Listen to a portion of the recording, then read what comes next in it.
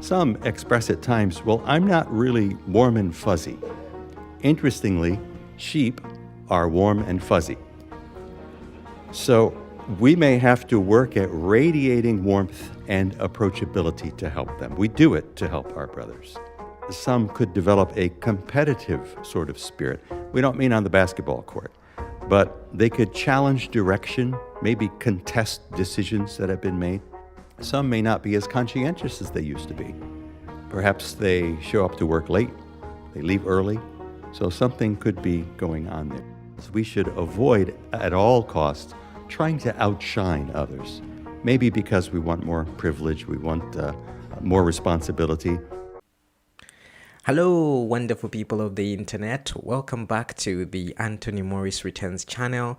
My name is Chaka, and in this video, I will be commenting on the final two talks that were part of the United States Annual Bethel Elders meeting, and this I have access to by means of a leaked video that was leaked to me by a Bethel insider. So I'm very grateful to the Bethel insider because that helps us have an idea of some of the issues that the Bethel, which is claimed to be the house of God, is contending with in our current day and age. So let's roll the intro and let's get into it. But you can't do that, said one of the critics. It doesn't bother me.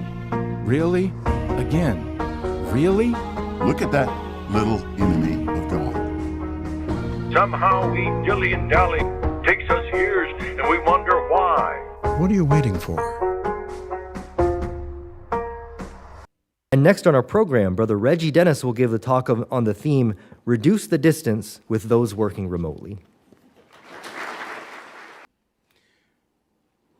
Many of us can remember a time when everyone we worked with worked on our floor, or maybe in our building, and at most at the same site. As overseers and as brothers taking the lead, as coordinators, team leads, it was our goal to go and see everyone in our department every day, or a minimum once a week. But we don't have those days like we used to, isn't it true? Currently, there are over 5,446 persons who have a remote designation. Think about that. That's as large as our entire Bethel family here in the United States and its other branch territories. Some departments have more who are working remotely than are in Bethel as regular Bethelites.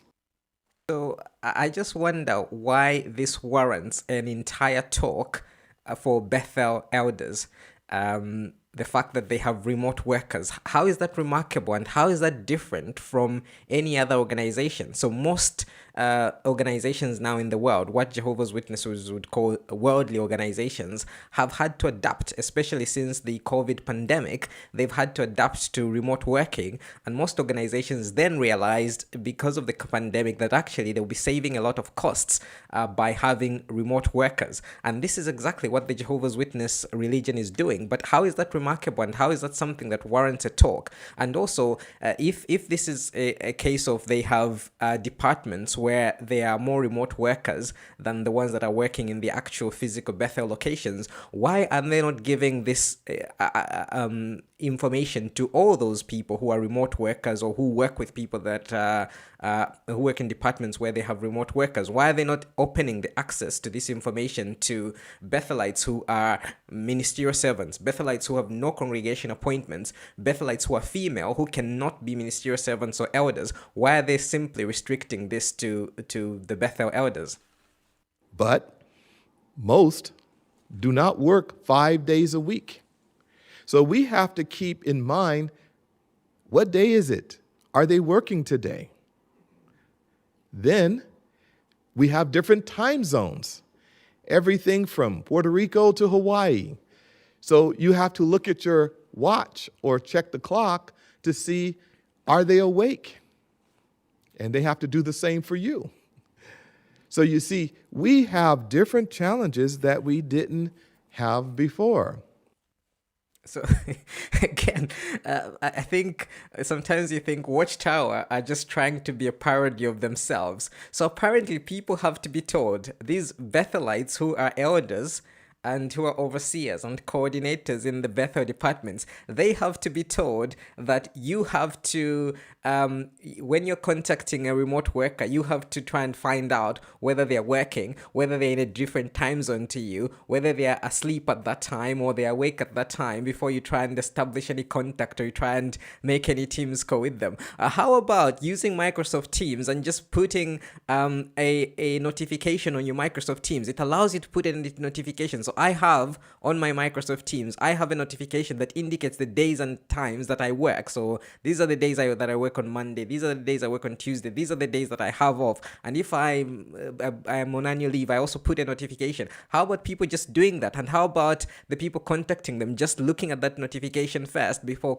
trying to contact the Bethelites? Apparently, this warrants this annual Bethel Elders meeting thing that the Bethel wives will be going like, he's at the annual Bethel Elders meeting, and the wives will be trying to keep themselves busy with something else when they're just being told things that are so mundane, so elementary that they don't even need to be talked about. These are things that could be addressed even in a department team meeting.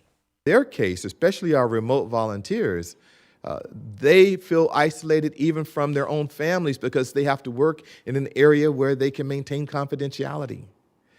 They're not visible in their congregation when they were pioneering. And so they could have well-meaning elders say to them, "You're not really a regular pioneer." How does this make them feel?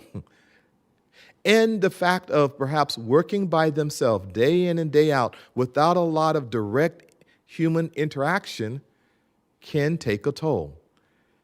So these are very, very real challenges. According to Reggie Dennis, these are real challenges. These are very, very real challenges. The fact that you have to work on your own, you have to isolate yourself, you have to maintain some kind of privacy when you're working from home. Apparently, only remote Bethelites experience those difficulties. Those are not difficulties that are experienced by people who work as lawyers, who work as accountants, who work as politicians, who are having to do some work from home and do some work remotely. Those challenges are not faced by those individuals. And then he let slip something that happens in the Jehovah's Witness religion. So in the Jehovah's Witness religion, if you have the designation of regular pioneer, you're supposed to report the number of hours that you spend in the ministry, going door knocking, trying to spread the Jehovah's Witness propaganda. But when you have these so-called additional privileges, for example, if you're a commuter Bethelite, then you are not required to do as much door knocking, but you still maintain that status of a regular pioneer because you get a credit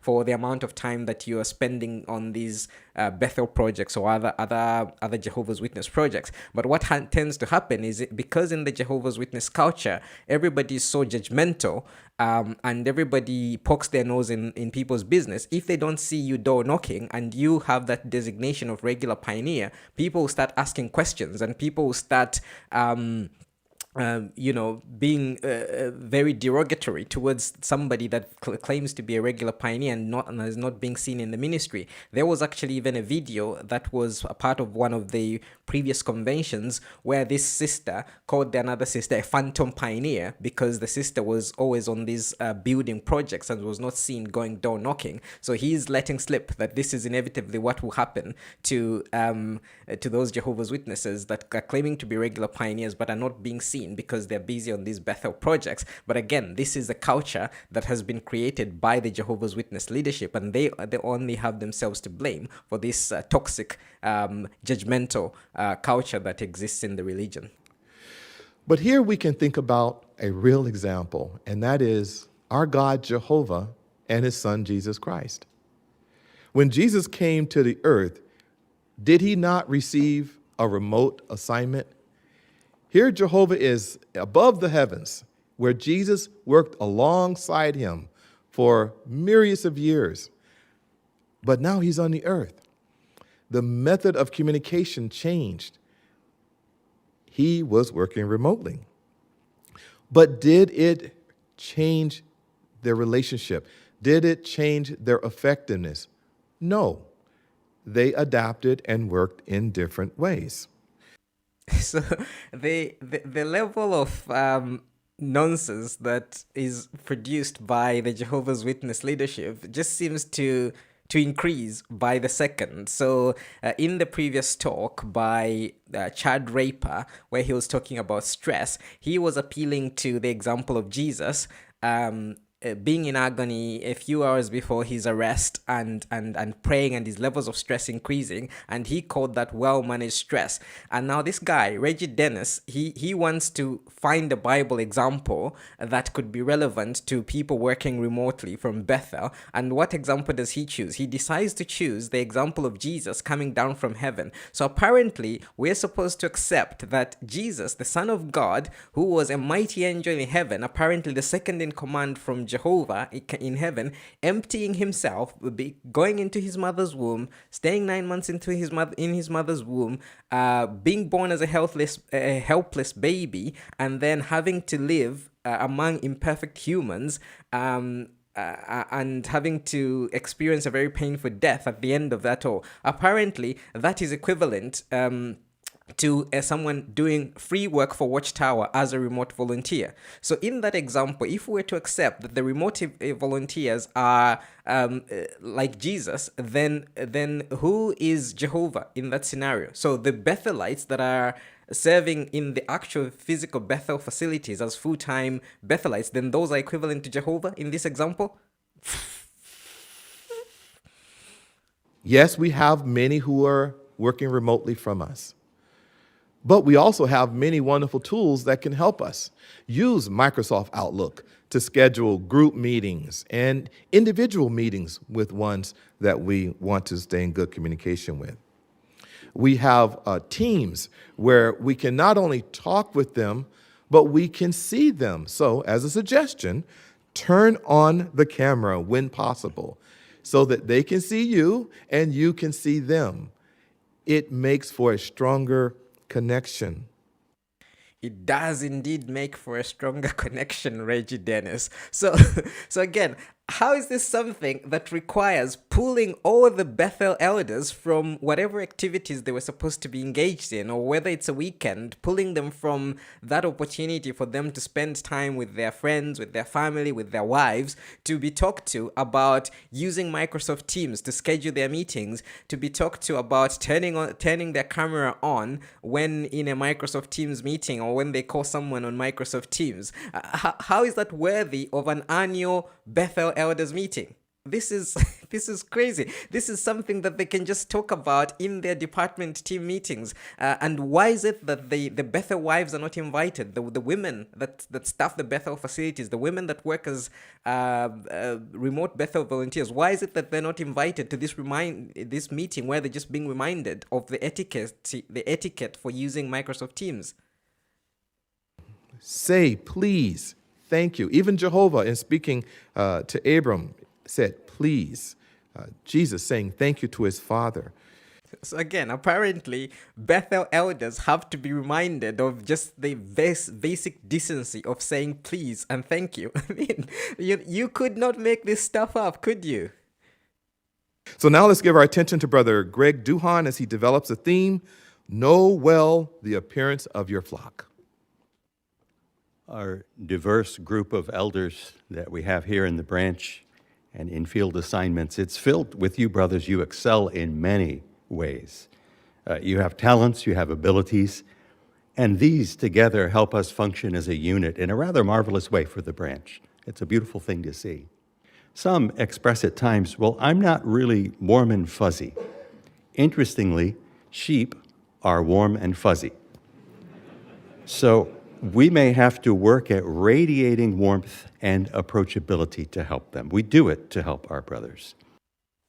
So we're just getting revelation after revelation of the difficulties they have with the people that they employ as Bethel elders. So apparently some of the Bethel elders, this is a problem, that some of the Bethel elders are not warm and fuzzy. So they're probably very robotic, they're very strict, they're very rule-oriented, they're very rigid.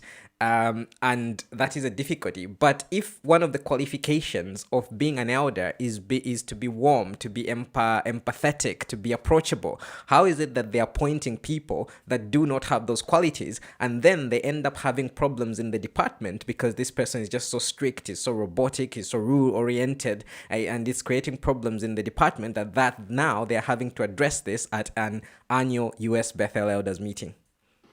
Now, to know the appearance of the flock, it requires that we're consistent in observing how they're doing. Particularly, look for any indication of spiritual unsteadiness or anything erratic.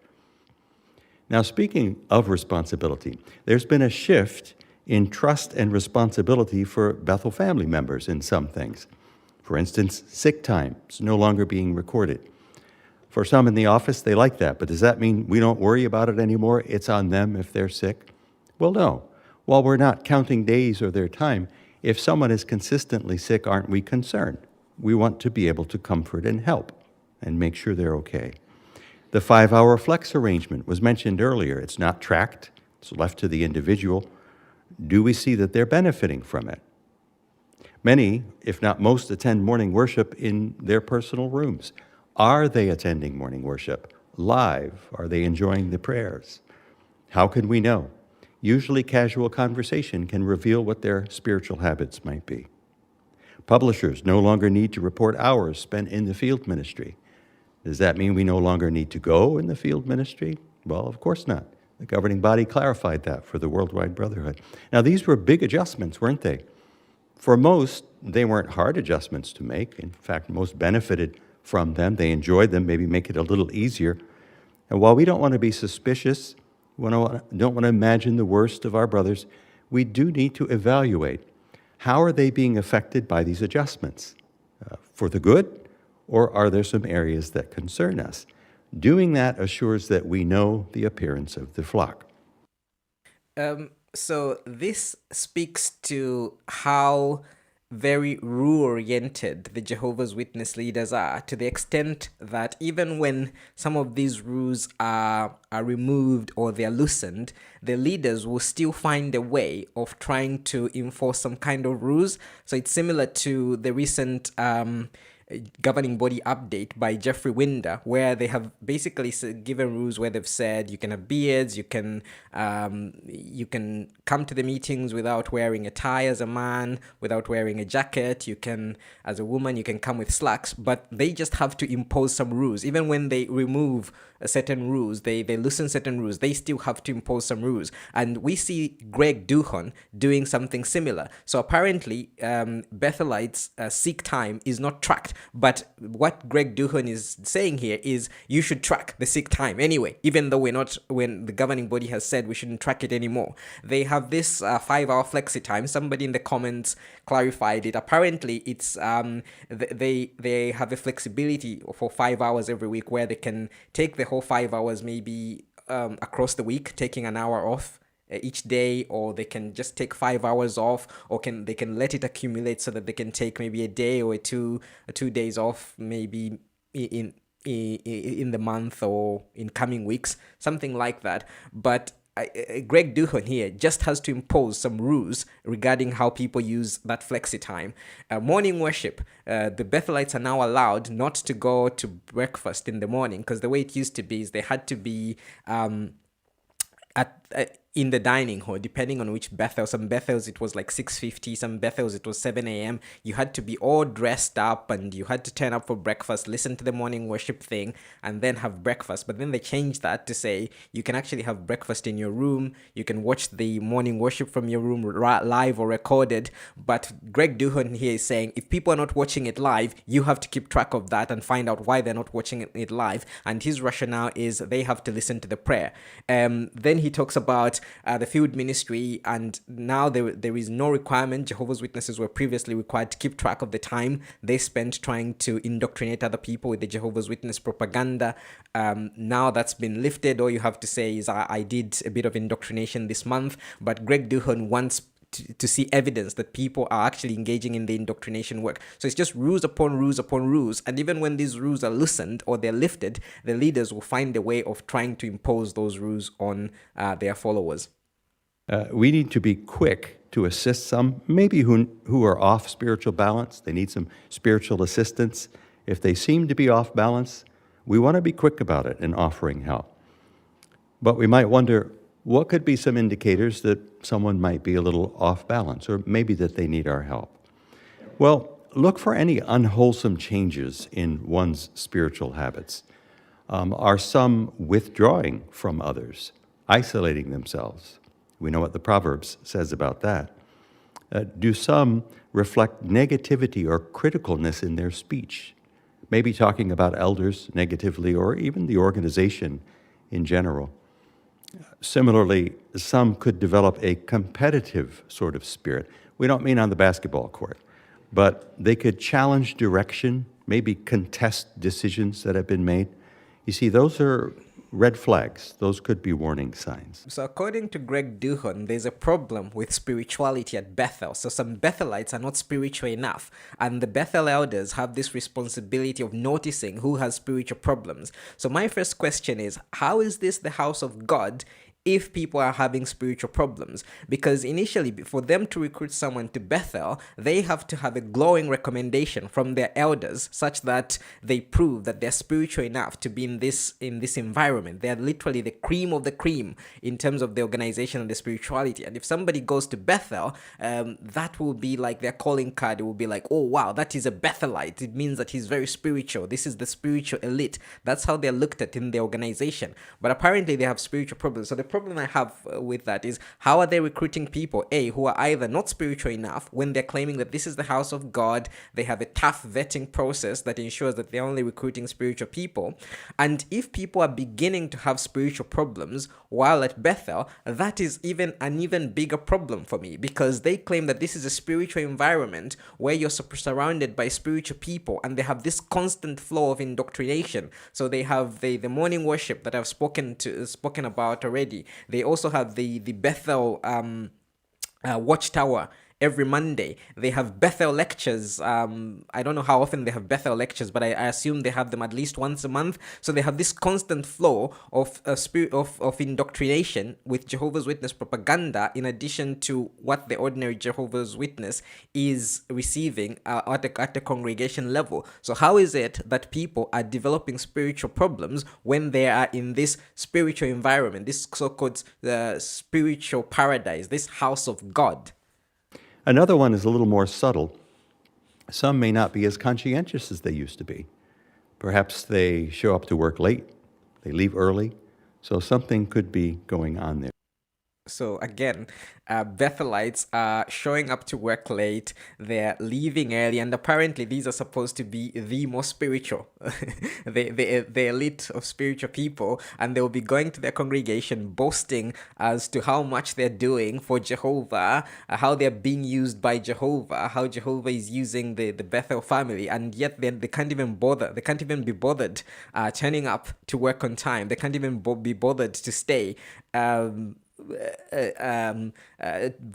to the end of their working shift. And mind you, I know in the previous part I spoke about the environment creating stress, but these are people that are being supported by voluntary donations. So people are actually paying out of their pocket to support these individuals because they sincerely believe that they're working hard for the organization in order to produce spiritual food. But these Bethelites can't even be bothered to do a full day's shift.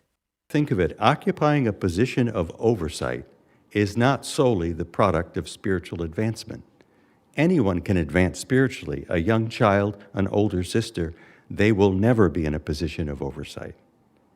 Really, here's advice to anyone we may be helping, especially a younger elder, and advice to we ourselves. We should avoid at all costs trying to outshine others. Maybe because we want more privilege, we want more responsibility. And also, we don't want to hold back brothers that have good potential because we're afraid of losing a little bit of our authority or our position. In fact, seriously, if we worry about our position, we hamper our own personal progress. And we also limit how useful we are to the organization. You brothers know well, if we're good shepherds, additional privileges just naturally come. Is it true, Greg Duhon, that if you're a good shepherd, additional privileges just come? I would argue that that is not the case at all. Back in the days when I was very interested, I got interested in listening to talks by governing body members before JW broadcasting was ever a thing. I got access to some talks through some Bethelites. There was this talk by Daniel Sidlick. It was a very famous talk called "Don't Lose Heart," and he actually said that people would come to him I think he was part of the personnel committee of the governing body, and he said that people would come to the personnel office and they would say, I want an office job. So somebody was, for example, working as a plumber, and he was saying, this individual was saying, I don't think I can go anywhere but just by being a plumber. People are fighting for office jobs. People are fighting to, say, for example, be in the service department, because they know that when you get some of those office jobs, that is what's going to propel you higher into the organization. You can't go from a plumber to a branch committee member, for example. But if you are in one of these visible departments, like the service department, then the likelihood is you're going to rise higher in the organization. And everybody knows that that is the culture. And this is why there is this culture of people trying to outshine each other, people asking for additional privileges. And I personally, I don't know, from a secular level, I don't think there's any problem with that. I don't think if somebody wants to rise higher, if they've got the skills and the qualifications, I don't think that's a problem. But Greg Duhon shouldn't make it look like if somebody's trying to outshine other people, then this person per se has a problem, because this is an inherent culture in the United States Bethel and in Bethel facilities all over the world, where people are trying to rise. And this is the culture in the organization as well. If you are just a publisher, you want to be a ministerial servant, and you'll be asking the elders, what can I do to become a ministerial servant? And that will be an indicator to the elders that this person is reaching out. If you're a ministerial servant, you want to rise higher to become an elder, and you'll be asking what you can do to rise higher and become an elder. If you're an elder, you want to be used on the circuit, you want to be used in various organizational structures, and people will be pushing for that, and that is very much encouraged. So it is very rich for Greg Duhon to then criticize people that are doing exactly what they're being encouraged to do by this very toxic organization. The other thing that I didn't comment on earlier was he spoke about people talking negatively or criticizing some processes that are happening in Bethel. And again, what is wrong with that? What is wrong with criticizing a process that you think is not working particularly well? It could be that you're using your critical thinking skills and you're suggesting something that might actually help the organization function better, that might actually save the organization, the voluntary donations that people are making. So why is that viewed as a sign of spiritual weakness? Now, this need to continue helping brothers progress and make spiritual advancement, it's a great need. And we want to help them qualify for additional responsibilities. When we do, though, let's make sure that the assistance we give is always based on the Bible and direction from the organization, not clever work methods that we've learned over the years. So again, he is then again criticizing people, suggesting clever work methods. What is wrong with sharing people clever work methods that are just going to make them more efficient, that are going to make them more productive? So there's just no sense in what's coming out of Greg Duhon's mouth. And the governing body arranged for this meeting. They assure us of their support as well. Now, doesn't that spur us on to do our best as shepherds in our work? Well, we all want to do Jehovah's will. It's Jehovah's will that we elders care for his precious sheep. It's a unique aspect of his will that's put on we elders as a responsibility. Now, we'll be able to do it well for Jehovah. We will achieve it when we're humble and we willingly apply the principles found in our original shepherd book and follow the organization's direction. Yeah, so again, it wouldn't be a Jehovah's Witness event if there was no governing body worship. And as I pointed out in part 1 of this response to this US 2024 Annual Bethel Elders meeting, this arrangement had nothing to do with the governing body. The branch committee decided what topics were going to be discussed at this meeting. The branch committee wrote the outlines of these topics that were going to be discussed, and then the branch committee delivered these topics. So why is the governing body being worshipped? I can understand them praising Jehovah for the fact that he has given them principles that they could use, although we've seen them just twisting the scriptures and trying to make them themselves relevant to whatever scripture they were using, which had nothing to do with what they're discussing. However, granted, I could accept if they said, we thank Jehovah for having given us some principles that we could share with you regarding your work assignments at Bethel, but why bring in the governing body when they had absolutely no connection with this actual meeting? So again, it just shows how the governing body are being worshipped more and more in this organization, and how the organization is becoming very much cult-like, a cult that's built around the governing body. The final thing I just wanted to comment on with regards to Greg Duhon, he has a very worn-out Bible, which is extremely disappointing for somebody as a branch committee level, because they always talk about you having equipment that praises Jehovah, and he knows that this thing will be watched by thousands of Bethelites, and he can't bother. At Bethel, they're printing Bibles every day. He can't bother just picking up a Bible that looks quite presentable that he could use. But anyway, my main point in commenting on his Bible is he raises his Bible and says our original shepherd book. And the reason he calls it our original shepherd book is because the Jehovah's Witness leadership have created this book called Shepherd the Flock of God, which is a manual that the governing body uses to govern the lives of individual Jehovah's Witnesses by means of the congregation elders. And I do a series called the Elders Book Horrors on my channel, where I go through some of the most egregious content in that book. And most of the content in that book, most of the rules that the governing body have come up in terms of governing the lives of Jehovah's Witnesses have nothing to do with the scriptures. These are just man-made rules that they have dreamt up, and that are very these are rules that actually make the lives of Jehovah's Witnesses extremely difficult, and some of these rules are actually inhumane, you could say. And if they believe that the Bible was the original shepherd book, why not just stick to the Bible and not create this book of arbitrary rules that just end up complicating the lives of Jehovah's Witnesses unnecessarily? So those were my comments on part 2 of this leaked US Bethel Elders annual Bethel Elders meeting for 2024. There was nothing spectacular, as you can see from this meeting. I'm actually quite surprised that they made a big thing out of it, making it an elders meeting, when these are things that they could have just discussed at a departmental level. I also do not understand why sisters were not invited to this thing, why all Bethelites were not invited to this thing, why brothers who are not elders, who are ministerial servants, who just serve as brothers at congregation level, were not invited to this thing, because there was nothing spectacular that they talked about that other Bethelites could not benefit from hearing, or that could not be useful to other Bethelites. So this just shows you how the Jehovah's Witnesses are desperate to big up very useless things, and show that some people have access to meetings that other people do not have. It's a way of making some people appear more important than others. So I just want to thank the Bethel Insider that leaked this video to me.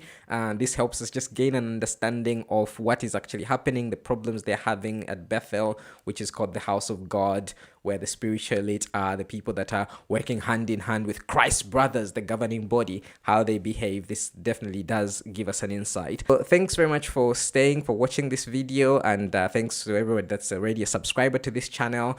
Please, if you enjoyed the video, please don't forget to like this video. If you enjoy the content that I produce, please subscribe to this channel so that you can be alerted to other content that I produce. And also, if you think this might be beneficial to somebody else, please share this video as well. And I hope to see you on another video. And let's let Stephen Lett do the honors for us this time. That makes me think of the atheist who arrogantly said, I don't need God. I don't need anybody. I don't need anything. And then he took a deep breath. But you can't do that, said one of the critics. That doesn't bother me. Really? Again? Really? Look at that little enemy of God. Somehow we dilly and dally, takes us years, and we wonder why. What are you waiting for?